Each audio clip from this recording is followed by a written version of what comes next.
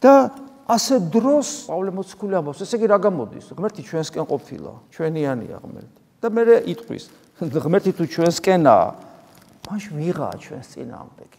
ეხლა ეს რას ნიშნავს? იმას კი არა, რომ ჩვენ ამასოფლის სულით შეპყრობილი ვხდებით ისევ და თუ მოგვარტყავენ ერთ 5 იმდეს მოარტყავს მე ღმერთი იმას. არა, ეს იმას ნიშნავს, რომ ამასოფლის სული, რომელიც ჩვენ ცდუნებას ცდილობს, სხვადასხვანაირი გზით, ლიქნით, კეთილდღეობით, ფუფუნებით, უსამართლობით, ტანჯვით, რა მნიშვნელობა აქვს ეშმაკისთვის ქრისტეს როგორ უარყოფ.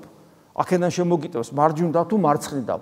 ამიტომ ჩვენ როცა ამბობს, რადგან ღმერთი ჩვენსკენაა, ჩვენ წინააღმდეგ ვინ იქნება, ვინ დაგვამარცხებს ჩვენ, ამაში იგულისხმება, რომ ჩვენ არ გავტყდებით როგორც ქრისტიანები.